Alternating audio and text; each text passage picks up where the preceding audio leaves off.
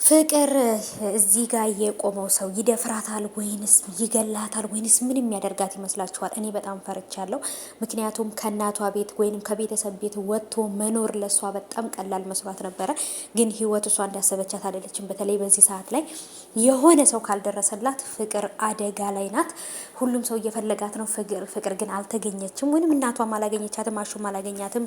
ዴቭም ደግሞ እንግዲህ እዛ ሂዶ እስካሁን ድረስ የሄደበትን ነገር እረስቶታል ማለት ይቻላል። ቁጭ ብሎ ከዳይመንድ ጋር እያወራ ሁላ ነበረ።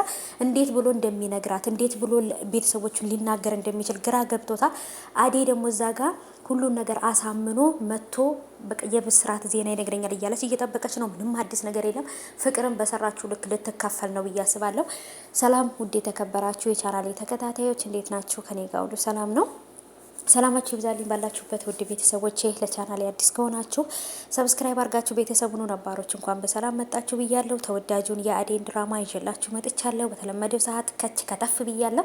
እናንተም ደግሞ ይህን ቪዲዮ ላይክ በማድረግ ውዴታችሁን አሳዩኝ እና ወዶቼ የአሁን ላይ በጣም በፍቅር ጓጉተን እያየን ያለው የጽናትን ድራማ ነው። የአዴ ድራማን በእርግጥ አሪፍ ሁኔታ ላይ ያለው ግን ደግሞ የሆነ በቃ ቀዝቀዝ ብለዋል ማለት ነው። በቃ ቀዝቀዝ ብለዋል እና በደንብ ሊያሟሙቁት ይገባል። እና ፍቅርም ቢሆን አሁን እንግዲህ በሰራችው ልክ ልትከፈል ነው መሰለኝ።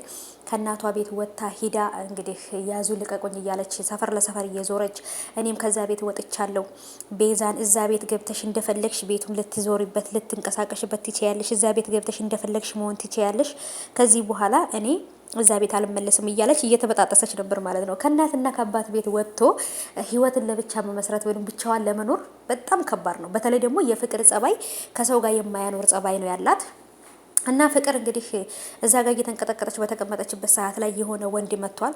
ጠጥቶ የሰከረ ይሁን ሰካራም ሰው ይሁን ጤነኛ ያልሰከረ ሰው ኖርማል ሰው ይሁን አላቅም፣ ምን የሚያደርጓት ይመስላችኋል? ፍቅር ከተደፈረች ግን እውነት የፍቅር እናት ጸጸቱን አትችለውም። ፍቅርም ደግሞ ከእናቷ ቤት ስለወጣች ትጸጸታለች ብዬ አስባለሁ።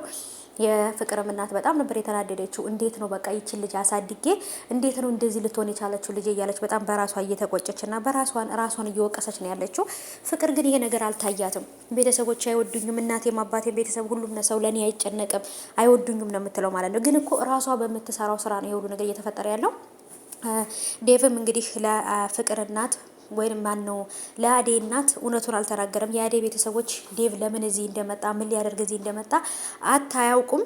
ግን ደግሞ የአዴ እህት የነገረቻት ወይም የሆነ ነገር ያለቻት ነገር ነበር፣ ብርሃን ማለት ነው።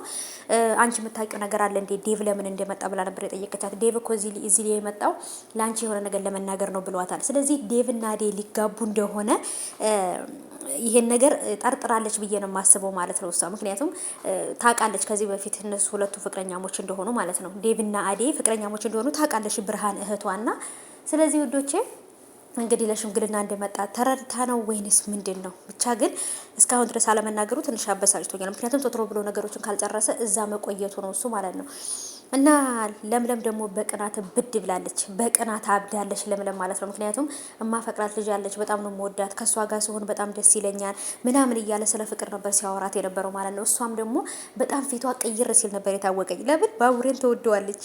እሷ ግን የማትወደውና የማታፈቅረው ነበር የሚመስላት፣ ግን ደግሞ ተወደዋለች። ቤተሰቦቼ እውነት ለመናገር ተወደዋለች ማለት ነው። እና ፍቅሯን እሱ ስለሌላ ሴት ሲያወራ መተንፈስ ሁሉ ነበር ያቃታት። በቃ ትንፋሻ ቀጥል ነበረ። በቃ በኃይል ነበር የተነፈሰችው።